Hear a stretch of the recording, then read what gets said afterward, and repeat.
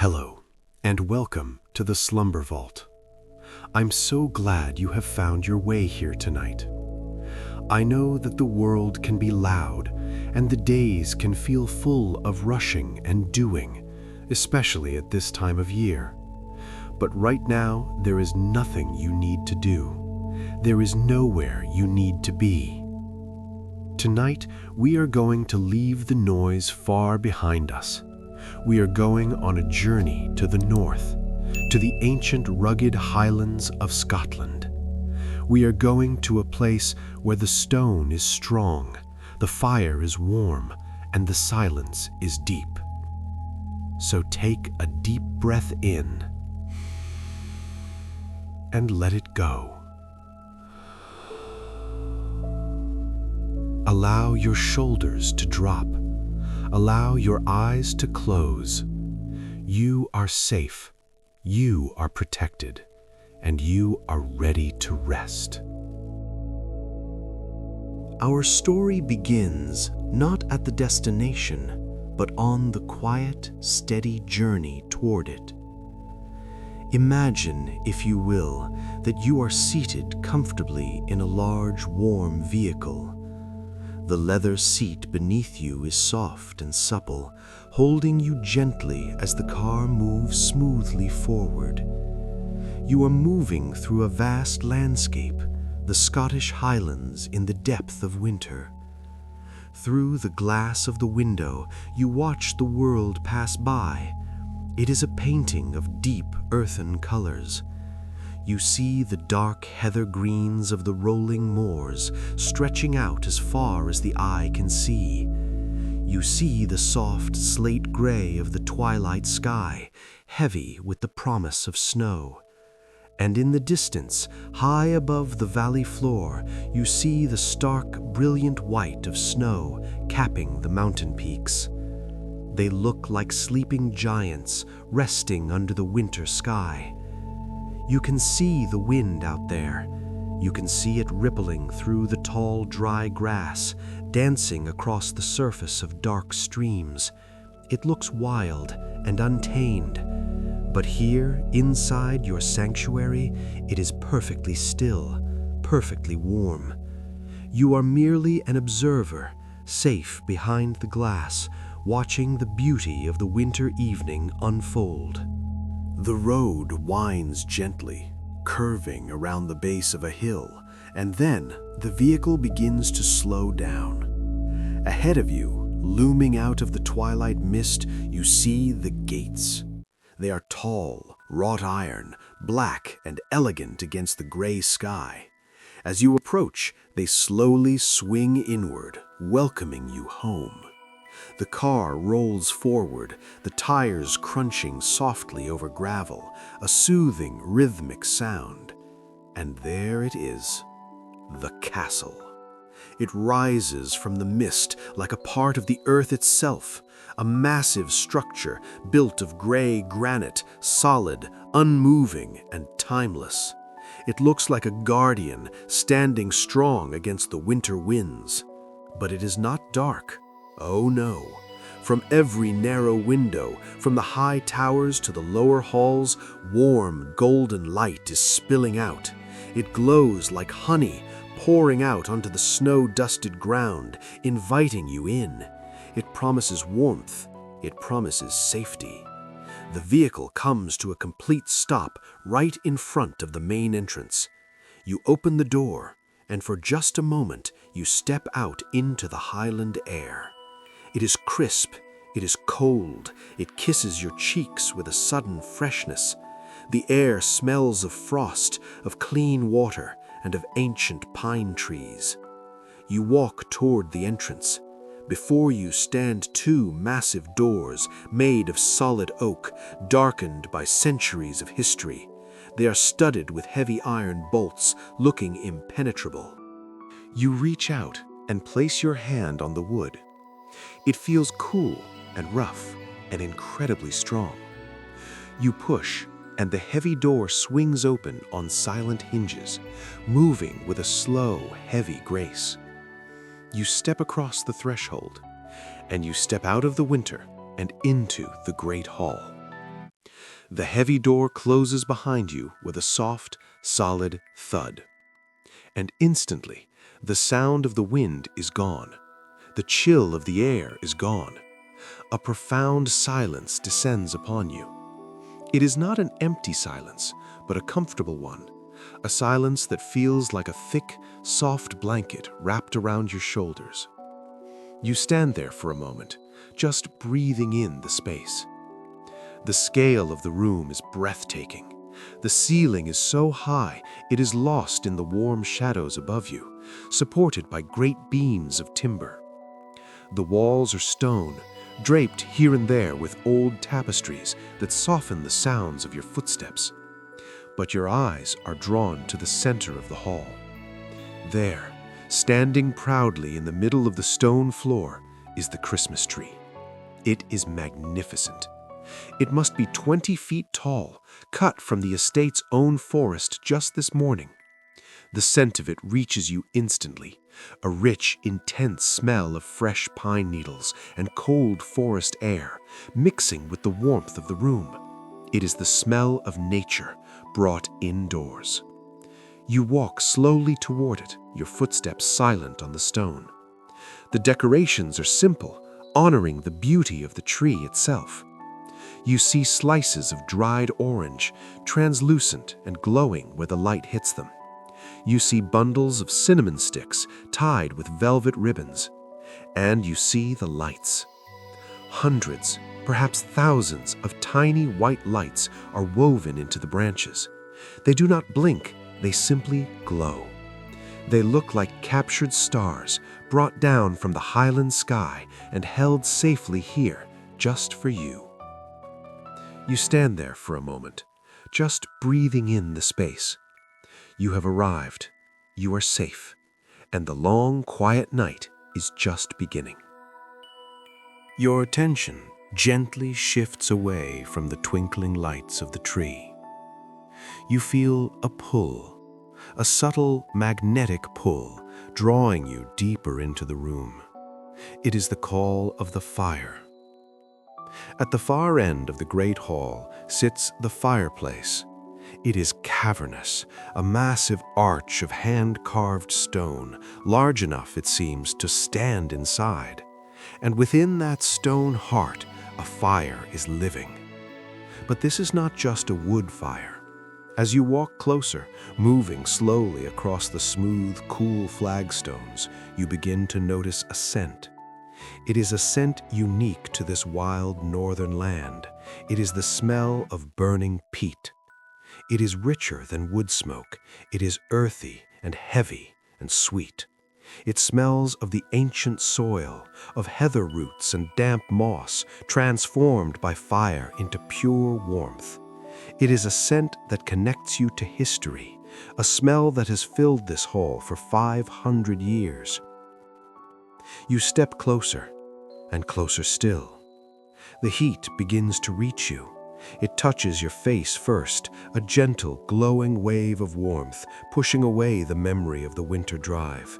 It seeps into your hands, uncurling your fingers, relaxing your palms.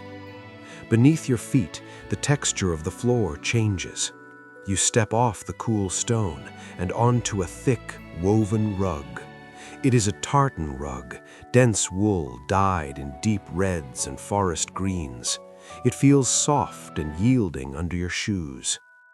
You stand there for a long moment, just watching the flames. They do not flicker wildly. The peat burns with a steady, intense orange glow. It is a slow burn, a patient burn.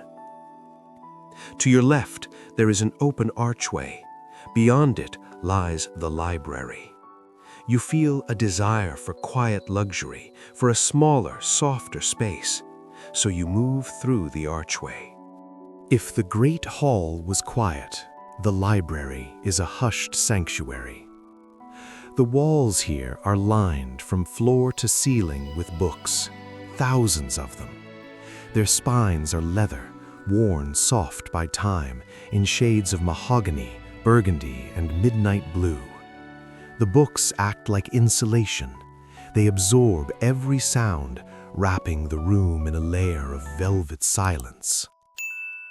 In the corner of the room, on a small polished wooden table, a crystal decanter catches the light from the fire. Inside is a liquid the color of deep amber. You walk over to it. Your movements are slow, deliberate, and heavy with relaxation. You reach out and lift the heavy crystal stopper. It makes a tiny bell-like clink as you set it down on the wood. You pick up a small, heavy glass. You lift the decanter. Watch the liquid pour. It flows like honey, thick and smooth, a ribbon of gold cascading into the glass. You pour just a small amount, just enough to warm the spirit. You set the decanter down. You replace the stopper. Clink. The ritual is complete. Now you turn to the center of the room. Facing the fireplace is a chair. It is a wingback chair, upholstered in soft, dark leather that is cracked and softened over generations. It looks like a throne of comfort. You approach the chair. You turn and you sit. Sigh. You sink down and down and down. The leather creates a soft creaking sound as it adjusts to your weight. It feels cool at first, but quickly warms to your body. The wings of the chair rise up on either side of your head, shielding you, holding you. It feels like a hug. You rest your head back against the leather. You hold the glass in your hand, feeling its weight, resting it on the arm of the chair. You look around the room. The firelight dances on the golden titles of the books. It illuminates the old oil paintings on the walls, portraits of people who lived here long ago. You realize that you are sitting in the exact same spot where people have sat for centuries. On this night, on Christmas Eve, for hundreds of years, someone has sat in this chair. Someone has sought warmth by this fire. Someone has listened to the silence of the snow. You are not alone. You are part of a long, unbroken chain of rest. You are merely the latest person to find sanctuary in these stones. There is a profound peace in that thought. The castle has stood for them, and now it stands for you. You take a small sip from your glass. Warmth blooms in your chest. You watch a single ember separate from the log in the fire and float slowly, lazily up the chimney, rising and disappearing into the night. Your breathing matches the slow rhythm of the fire. In and out. In and out. The world outside feels a million miles away. There is only this room, only this chair, only this fire, and the deep, heavy comfort of now. After a time, bathed in the warmth of the hearth, you decide to take one last look at the world before you sleep. Slowly, reluctantly, you rise from the deep comfort of the leather chair. You leave the glowing heart of the library and walk toward the far wall where a single, narrow window is set deep into the stone. A heavy curtain hangs there. It is made of velvet, thick and plush, in a shade of midnight blue. You reach out and gather the fabric in your hand. It is soft and heavy. You pull it back just a little. Instantly, you feel the cold radiating from the glass. It does not touch you, but you can feel its presence on the other side. A sharp, silent chill. You look out. Down below, past the steep snow-covered cliffs, lies the Loch. It is a long, narrow ribbon of water held in the arms of the mountains. But tonight, it is frozen. The moon has risen, high and bright, a coin of pure silver in the sky. Its light reflects off the ice below. The surface of the loch looks like black glass or polished obsidian, shimmering with a cold, ghostly light. It is a landscape of absolute stillness, wild, beautiful, and unforgiving. Seeing that frozen world makes you intensely aware of where you are standing. You look at the stone wall that frames the window. It is 3 feet thick, 3 feet of solid gray granite. These stones were laid by hand hundreds of years ago to keep the winter out, and they have never failed. You let the velvet curtain fall back into place. The view of the cold is gone. You are enclosed once more. You feel a wave of profound gratitude wash over you. You are in a fortress of comfort. Nothing can touch you here. The wind can howl, the snow can fall, but you are safe. The hour grows late. The castle is settling down for the night. The shadows in the corners are stretching out, soft and long. It is time to ascend. You walk out of the library, back through the dimming great hall, to the base of the staircase. It is a spiral staircase, winding its way up into the tower. You place your hand on the central pillar of stone. It is cool against your palm, rough and textured. You can feel the marks of the chisels used by the masons centuries ago. It feels grounding, steady, and real. You begin to climb, step after step, round and round. Your movements are slow. Your legs feel heavy, a pleasant heaviness that promises deep sleep. With every step upward, you are moving further away from the world. You are rising above the ground, rising above the cares of the day. The air here is still. The only sound is the soft scuff of your shoes on the stone steps. You are ascending to the highest point of the castle, to the sanctuary of the turret. Finally, the stairs end. You stand before a heavy wooden door. It is rounded at the top, shaped to fit the arch of the tower. You turn the iron handle. It moves with a solid, heavy click. You push the door open and step inside. The room is circular. There are no sharp corners here, only soft, curving walls that seem to embrace you. It is smaller than the hall downstairs, intimate, cozy. There is a small fireplace here too, opposite the bed. The embers are glowing deep red, casting a soft, pulsing light across the ceiling. Now that you are high up in the tower, you can hear the wind again, but it does not sound angry. It whistles softly around the curved stones of the turret outside. A low, rhythmic hum. It sounds like the ocean, or like a lullaby sung by the sky. It serves only to remind you of how high you are, how tucked away you are.